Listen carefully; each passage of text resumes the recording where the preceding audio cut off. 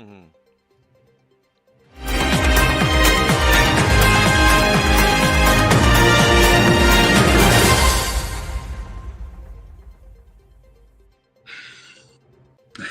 Hey, hello, you wonderful lot. We're here. It's the EV Café News. Welcome to 30 minutes of what's happening in sustainable transport with expert analysis from Paul Kirby today. We are in Brighton. Yes, we've got our directors meeting later today. You all right, Paul? I got the sea. I can see the sea. That's it there. Woohoo! Woohoo! Wow, look at Wonderful. you. We love the sea. Going to throw yeah, a pebble now in then. shortly. We will meet up for Pebbleage. We're going to be challenged today because I made the mistake of bringing my iPad Pro with me, which means that it doesn't stream and it's not happy. So I'm on my phone. I can see a little bit of the comments. This is a show of monumental difficulty. So bear with us today. Right. So coming up, we've got BCA introduces an EV battery health grading to the remarketing sector. The government confirms new 2035 emissions target for the UK. Co-Wheels has launched the car club in Brighton and Hove. We're here, live reporting from the scene. Zenobi calls for government support for e-buses. And Centrica solves the electric van 12-volt battery issues. We'll be going to our specialist van expert, Paul Kirby, a little bit later. But as I said, we're in sunny Brighton this morning ahead of a full day of planning for 2025 for the EV Café. Do you know what? It'd be fascinating to get your thoughts on what the EV Café should be, should do, what it should be about. Let us know in the comments, would you? Be really interested to hear what works for you, what's not so good, and how we might develop into 2025, because we do this just for you. That'd be awesome. Drop us a comment. Shall we kick off, Paul? I think let's kick off, John. Okay, now then, in a first for the UK remarketing sector, BCA is introducing a new EV battery health grading service, allowing BCA's customers to buy electric vehicles with even greater confidence. BCA is reporting record levels of used EV sales in 2024 and is on track to sell in excess of 40,000 units over the next 12 months in a market that continues to grow. BCA's battery health grading is the perfect at-a-glance view of an electric vehicle's traction battery condition.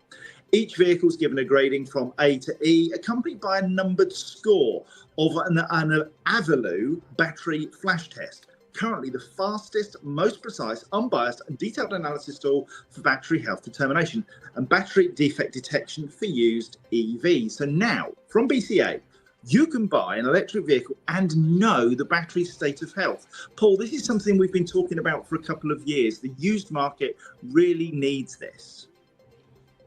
I absolutely agree that the used buyer needs confidence. Gone are the days where you can open up the bonnet, have a little look around, see where oil has spilled out or done different things. It's a completely different kettle of fish now. So this battery kind of insight that we can get, the measurement of the grading and the degradation of the battery, which we think we know is that the batteries don't degrade. Now we can prove it, and that is a real game changer. And I think BCA partnering with this Avalue is a really, really good move forward. Yeah, because I mean, it actually gives an advantage to EVs in that it's almost impossible to tell the condition of an internal combustion engine vehicle just by being able to plug in an OBD report and get a report out that says your engine has all of the wear signs of a vehicle consistent with its age. Whereas with an electric vehicle, you can get far more information from the battery cells. It gives us an advantage in the used market. No comment. Marvelous. Good. Okay. Should we do some shout outs? Shall we? It definitely does. And go, Paul. Okay. Right. So we have an award because there's is it me or is it you that has the delay? I'm not sure. Let's go with me. we have an award to give out because Leon Gomez, and I can only tell it's Leon Gomez because I checked somewhere else, because my screen just says Leo, but it is Leon Gomez. He logged on for today's news. Get this, at 6 minutes past 8 last night. Not today, last night. Quite remarkable. Well done, mate. Really impressive. Let's see what else we got. We've got EV Musings. Lovely to see you. We've got Mick, which is Michael Barton, as I recognise your face. Teresa Swift, greetings, Flower. Who else we got? Lindsay Hetherington. I do apologise. This is an absolute horror. Sarah Sloman is on the road, but she's commenting. Bless you. Carl, lovely to see you. Carl Elliott. Dean Hedger. Don't rely on Brighton's 4G. It's rubbish. Yeah, you're telling me. Anyway, we shall go on relentless. Lovely to see you all this morning. Let's crack on. The UK government has announced new climate goals at COP29, including reducing emissions by 81% by 2035, with Prime Minister Keir Starmer calling on other countries to bring forward ambitious targets. According to the government, Monday's announcement at the COP29 summit in Baku, Azerbaijan, will strengthen even the UK's position as a place for investment in the technologies and jobs that are driving growth in the world. This is interesting. There are currently 640,000 green jobs in the UK, growing at a rate 4 times faster than overall UK employment. To support the industry, the government has announced a significant investment programme in homegrown British energy, including renewables, carbon capture and storage, nuclear and hydrogen. Business needs certainty, doesn't it, Paul? And this is a very complex matter, this commitment to 81% reduction by 2035. It's complex to unravel, but your first thoughts on this bold statement? Oh, listen, ambition is everything. And if we can kind of double down on ambition and not kind of change our mind halfway through and kind of push things, I think a plan to decarbonise is critical. And it's good to get these things out there.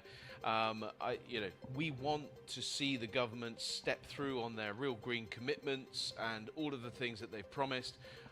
I'm a little bit happy because we got the 120 million for the van grant to extend, but all of these other elements, decarbonising the grid and everything like that is critically important, because if we don't do that, we're kind of defeating the object by putting electric vehicles on the road and so on.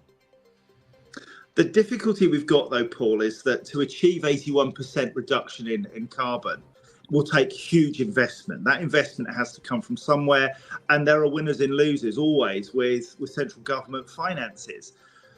Do you think it's achievable, or is this just setting yet another target by 2035 that we might not achieve? Oh, gosh. We've got to set out with big ambitions. Yes, you're probably right. It is taxing on the nation, as we've just discovered. The 40 billion tax raid is what's been kind of touted as, but the bottom line is we've got to decarbonise our world, and we won't have a world to decarbonise. There's too many critical things. So I think the ambition is good. It'll give the green economy a boost. Hopefully money can come from said green economy as it grows and grows, and then hopefully it will be a self-fulfilling prophecy. Paul, you mentioned the 120 million grant for vans. Sarah Sloman is asking if that's a lump sum off a van. The good news is vans are not quite that expensive. But no, it's a continuation of the existing grant rules for another year. The anticipated spend of that grant will be 120 million across £2,500 for small vans and £5,000 for the large vans. So that's Good. Where the money will be spent. Excellent. Right, now, let's go on. Co-Wheels has launched in Brighton and Hove, bringing 6 hybrid MG3s to residents and businesses across the city. Now, mention the H word. Hybrids, but just hold everything, The vehicles can be rented on an hourly or daily basis, offering a flexible alternative to car ownership. And Richard Faulkner, head of mobility at CoWheel, says we're committed to helping residents make greener choices and empowering cities like Brighton to move closer to their carbon reduction targets. Recent Como UK stats highlight that each car club car is estimated to replace up to 32 privately owned vehicles, helping reduce traffic congestion, freeing up parking spaces and improving air quality for the entire community. And that for me is where the win is, in that the impact on congestion is the big story for me. And we do sometimes become a bit guilty of saying everything needs to be full EV.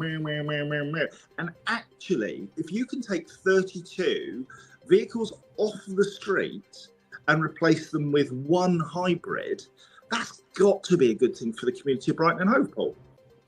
It has. It does beg the question why they didn't put in an electric vehicle. I'd be interested to the decision making because, let's face it, I mean, you know, these localities, you're not going to go very far, and there are many electric vehicles that could probably have done the job. And I wonder if it's to take the public on a journey that they perhaps haven't considered going on before. Boom, boom, ching. But you're right. Johnny always used to say the most efficient and decarbonised mile is the one that you don't do. So if you're taking 32 cars off the road, you're doing far less miles in those said cars. You're considering your journeys, and everything is a positive step forward, I think, in that regard.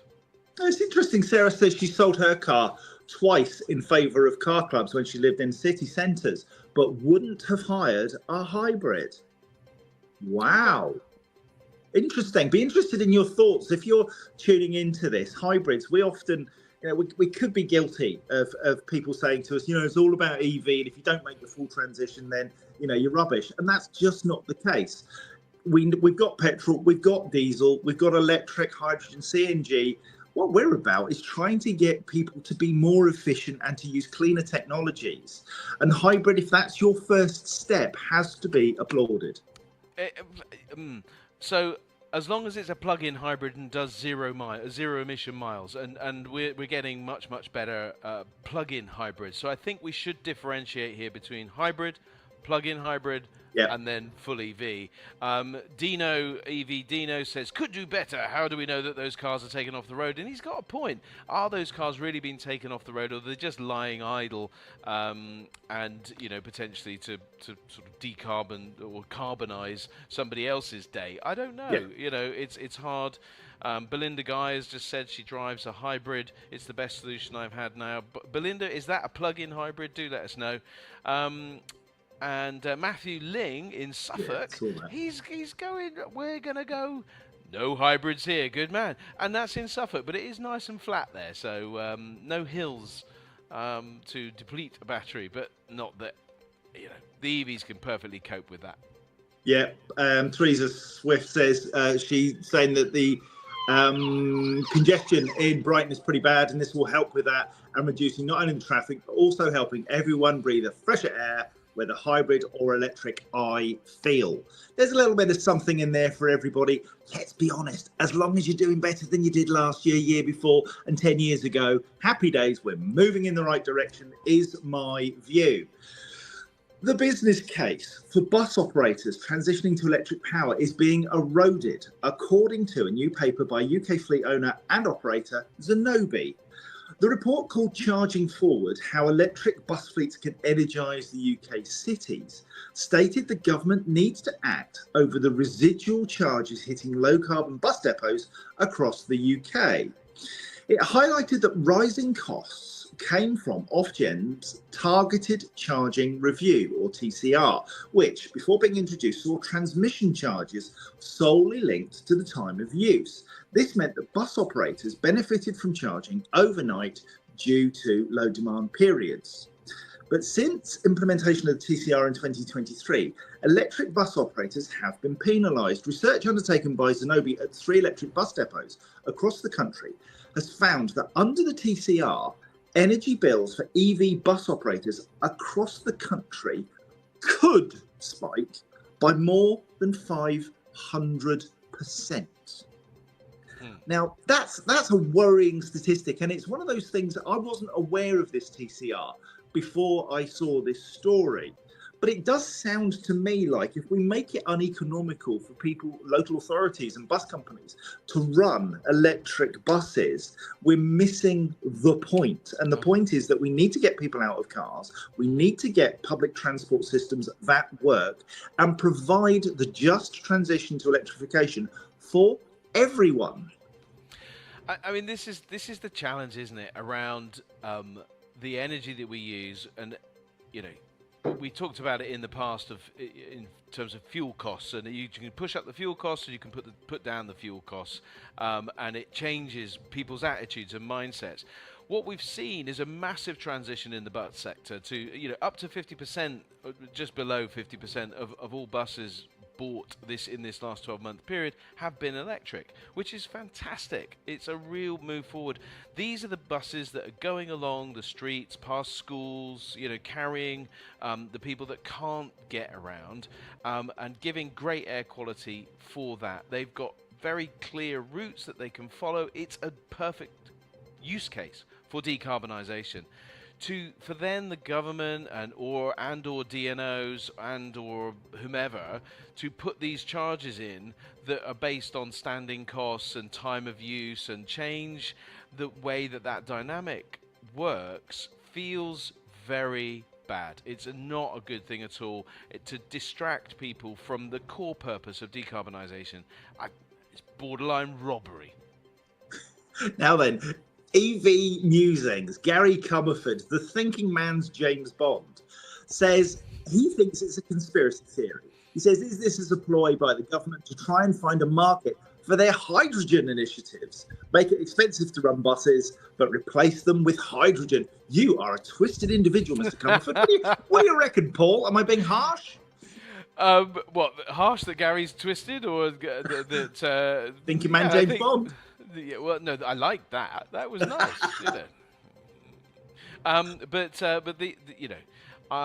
don't know. I don't know that the government have a particular agenda for hydrogen. Maybe they do, maybe they don't. I don't know. Is it not the bigger fuel companies like BP and Esso and Shell and people like that want to propagate the sort of hydrogen plans? I'm not certain. I'm not clever enough to know all of these things, really. So I do rely on these news stories to kind of uncover the realities that are going on in the background. But the bottom line is, I think, ultimately, we've got to get a handle on costs. Costs of charging at public charging, costs of charging at home, the difference in terms of the 20p VAT and all of those kinds of stuff.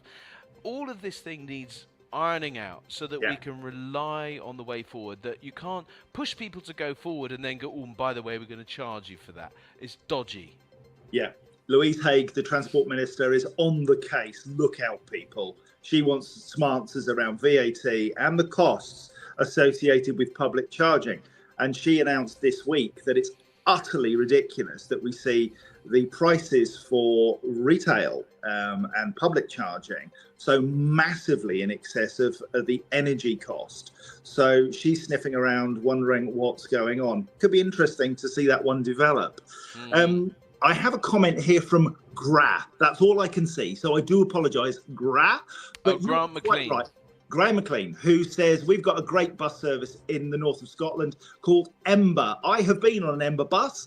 It's an electric bus which connects Edinburgh, Glasgow to Dundee and Aberdeen. It's a great service, and seeing more and more of their black buses on the road. They are utterly, utterly brilliant, and just use electric power to... I've gone. Golly, where have I gone? You're back, you're back. We got you. I wish I hadn't touched it. Anyway, let's move on, shall we? Grant, brilliant. Thanks ever so much for that comment.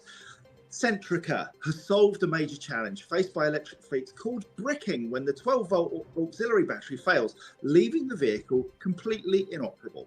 To overcome the problem, Centrica, which operates one of the largest electric fleets in the country, is prolonging battery life by using solar panels fitted to the electric van's roof. The company's teamed up with a fleet technology specialist, Genie Insights, to have solar panels fitted to the roof of its electric vans, which then trickle charge the 12-volt batteries, keeping them operational even during periods of inactivity, or when a so-called parasitic draw is being taken by telematics or other ancillary equipment. This is welcome, I'm sure, by fleet managers, and it's very clever. My question is it not easier, cheaper, and just better all round to have a couple of 12-volt batteries kicking around that you can just take one out, put one in? Or am I missing the point, Paul? Yeah, missing the point, John. It's not valuable to have an old 12-volt battery just that you can switch around. That's time, that's money. What you want to be able to do, as we've always done, is get in the vehicle, turn the key, and move off. There should be no issue. The issue has been that that batteries, and we're not talking just one or two here, there's quite a lot, have been suffering because of the different way a battery is charged in an electric vehicle than in a diesel or a petrol vehicle. So an issue has arisen. Now, whose fault? Don't know. Don't know whether it's the parasitic draw. Don't know whether it's a vehicle fault or something pulling energy from the 12-volt battery. But either way, Centrica have come up with a great solution, one that is being used in different circumstances already by putting solar panels on the roofs of the vehicles. Now, they're super thin.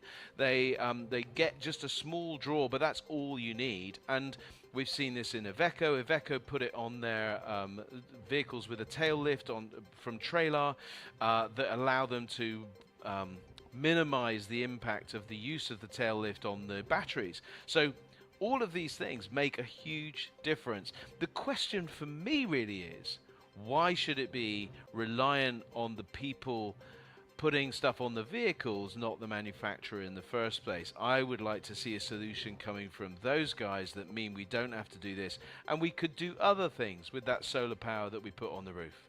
Yeah, really, really insightful, Paul. Thank you for that, and for correcting me being such a numbskull. I'm old, and another 12-volt battery seemed like a good suggestion to me. But if you've got thousands of vehicles, you don't want to be lugging those things around. And I take your point. Rog, it looks like Roger Atkins has posted a link which talks about how China used the bus as almost the Trojan horse for the public to get around, and the electric bus was the way in which China got that foot in the market probably 15, 20 years ago, and then moved on to taxis. And I know from personal experience that taxis in China, there are, I think it's 60 million electric taxis in China, and people will queue for an electric taxi because it's cheaper. And even if there's a line of internal combustion engine taxis, they will wait for an electric because they save money. We need that kind of thinking, don't we, in this country, Paul, to revolutionise our transport systems. Yeah, we do. I mean, we've had some of it a little bit. The congestion charge, you can go into the central London zone without having to pay £15 a day if you have an electric vehicle. A lot of the cabs in London are now electric, or at least sort of a plug-in hybrid or a range extended electric vehicle. So we are doing it in little bits, but we don't seem to back ourselves and really go for it. And Roger pointing this out, showing how China have really kind of gone for it. We sort of go, right, let's get started, and then we make it difficult. We start putting weights. It's like going on a marathon run and getting a few kilos put on every couple of miles. We're just, and hopefully by the end you're still alive, but you just barely make it over the line. Teresa Swift, of course, talks about trams, and I know that we have trams in Edinburgh, trams in Manchester, and all over the north. I think it's a wonderful, wonderful suggestion. I want to bring you a little extra story, which is that I saw yesterday that Sadiq Khan had been planning to bring in pence per mile charging for London, and he's apparently now shelved. Now, this is allegedly. But allegedly, he was looking at 40 pence per mile for outer London and up to 60 pence per mile in the city of London if you were bringing a vehicle into the centre. Phenomenal amounts of money. And that's quite scary, isn't it, when you look at that level of big stick to solve a problem? Well, so they say that you can travel about 12 miles an hour in central London, so that's £7.20 per hour if we charge it by 60p. So that's quite a few quid, isn't it? And Yeah. I mean, Roger makes the point about Uber have been building their BEV fleet here in the UK, and of course, many times we pull up, or your Uber pulls up silently because it's a Kia e-Niro or a Skoda Enyaq or whatever it might be. But we see that's a lot. But I will say about trams, it took Edinburgh, I don't know what, 15 years to put a trams in. It's still not finished. Yeah, Oh, it's God. been a long time. It's massively over budget. But I think that the interesting thing about Edinburgh is, had it been managed properly, the system itself is brilliant. The installation of it was problematic. It overran on cost. It was eventually managed by the Scottish government, who took it over, which was a blessing. But frankly, yeah, it was a bit of a pig's ear, but a brilliant system. Now it's in and operating. Yeah, thanks for that, Paul. Appreciate that. Just thought I'd mention it. Yeah, bless your heart. Right, well, unless we've got anything else, I think we're about done, mate, don't you? Oh, was that 5? I was waiting for the last one. No, that's 5, mate. We rattled through them today. It's because we didn't have the others on, taking up all that precious oxygen. I know. Well, either that or they've got more intelligent things to say, which is, of course, possible. Sarah definitely has. She's been commenting a great deal in the chat. I understand Sam's driving, so thank goodness he's not been commenting. Other than when you went dark at one point, Sam asked if you'd fallen off your chair. Did he now? Bit of wishful thinking, perhaps. Well, I just wanted to draw attention to a comment from Jim Blair. So he mentioned that his coach builders. Now, coach builders are, for those of you that don't realise, it's the people that build the bodies on the back of vehicles, be they a chassis cab or stuff like that. They can also do stuff inside with the interiors, but mainly it's the big bodies that go on the back. But building panel vans for the NHS with solar panels on the roof. It's a neat solution. Yes, it is, absolutely, and it is doing a great job to help fleets go electric, and also even if they don't go again. But I think we have to comment, John, on the fact that Scott Eady has just arrived. I was about to pull that one out. So 10:26, Scott, can we just say to you, mate, thank you for joining us. Most people would say, do you know what, 4 minutes to go, I'm off ski. But because you have bothered, Scott Eady, everybody, absolute Eco Factor. Yes. Yes. Scott Eady, Eco Factor, electric vehicle charging. Thanks, mate. Really, really appreciate you coming along, as we do with everybody. I'm not going to be using the iPad ever again to do the news. I have learned my lesson. Next week, normal service will be resumed. Thank you, Paul, for joining us. If you've got any clean transport PR or news stories you'd like us to cover, please send them to us at hello@evcafe.org. Till next Friday, it's goodbye from me, it's goodbye from Paul, and this has been an EV Cafe production. Other news services are available, but this is just funner. And slightly higher there to give it a barbershop impression. Roger Atkins asked, joined late, have you discussed V2 Oasis? We're not talking about Oasis. I didn't get tickets. It's not happening. The EV Cafe is truly blessed to be partnered with the AA Webfleet, Europcar, Iveco, Drax, Spiri, Stuart Science, Hydrock, All-Star, Schneider Electric, and Dynamon. We are the EV Cafe, supporting the transition to clean transport. Enjoy the rest of your day and your weekend wherever it takes you. Next Wednesday, we have our monthly webinar, Data to Insights. Can't wait. James O'Dell from Webfleet. We have Angus Webb from Dynamon, and we have the legend that is Tom Rowlands from All-Star and Corpay. Can't wait for that, Paul. Data to Insights, because data schmater.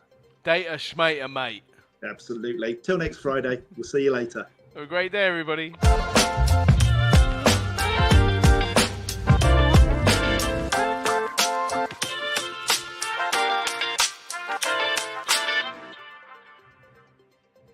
Even Jennifer Smith from Schneider